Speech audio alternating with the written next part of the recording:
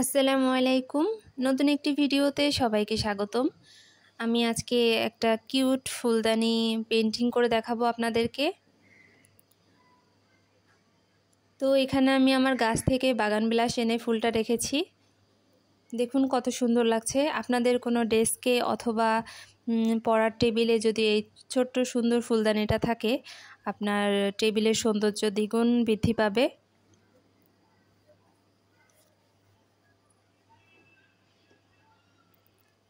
তো দর্শক, আমি এখানে যেই পেন্টিংয়ের জন্য যেই ফ্লাওয়ার ভাসটা নিয়েছি, এটা ছিল আসলে একটা কলমদানি।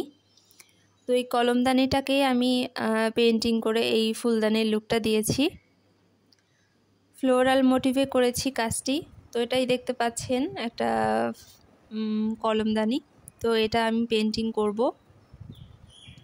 আমি এখানে যে রং ব্যবহার করেছি এটা হচ্ছে অ্যাক্রিলিক রং।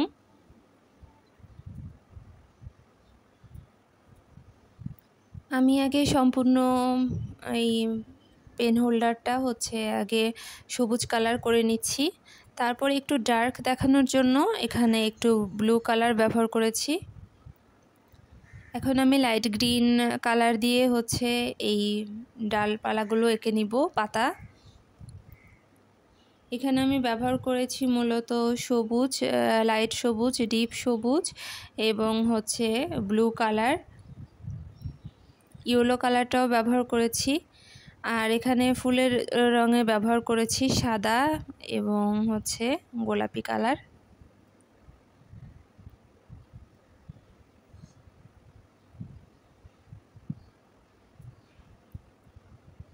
আমি এখানে পাতাগুলো এঁকে নিচ্ছি।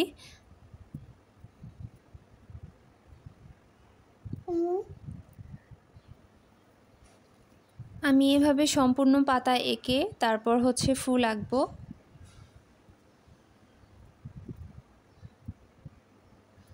দর্শক, দেখতে পাচ্ছেন খুব সহজেই আমি এই ফুলদানিটা তৈরি করছি, পেন্টিংটা।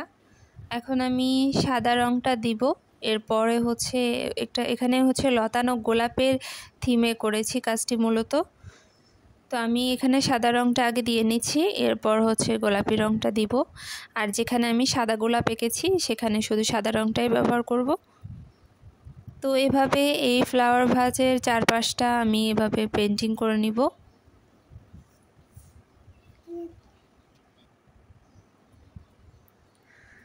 দর্শক, এখানে হচ্ছে আমি দুই পাশে গোলাপি রঙের ফুল এবং দুই পাশে সাদা রঙের ফুল এভাবেই এঁকে নিয়েছি পুরো ফ্লাওয়ার ভাজটা। এবং শেষের দিকের পাতার পাশে পাশে ছোট ছোট কলি দিয়েছি যেন এটা দেখতে আরও বেশি সুন্দর লাগে। অপর সাইডে হচ্ছে আমি বললাম যে সাদা ফুল এঁকেছি, তো সেটাই আঁকছি এখন। এই সাদা ফুলগুলো দেখতে খুব সুন্দর লাগে। এখানে হচ্ছে জাস্ট রং দিয়ে আপনি গোলাপের শেপটা যেমন থাকে ওভাবেই করে নেবেন, তাহলে এটা দেখতে অনেকটা গোলাপের মতো লাগবে দেখতে এবং সুন্দর লাগবে। তো এখানেও শেষের দিকে আমি কলি এঁকে নিচ্ছি। আর এভাবেই শেষ করেছি আমি আমার এই ফ্লাওয়ার ভাসটা আঁকা। তো শেষের ভিডিও পুরোটা দেখলে আপনারা বুঝতে পারবেন যে কিভাবে আমি পেন্টিংটি শেষ করেছি। আমার ভিডিওটি যদি ভালো লাগে আমার চ্যানেলটি সাবস্ক্রাইব করে দিবেন এবং আমার পেজে ফলো করে দিবেন এবং লাইক করে দিবেন। আশা করছি পরবর্তী ভিডিওগুলো আপনারা দেখতে পাবেন।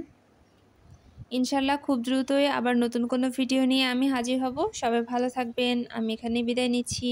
আল্লাহ হাফেজ।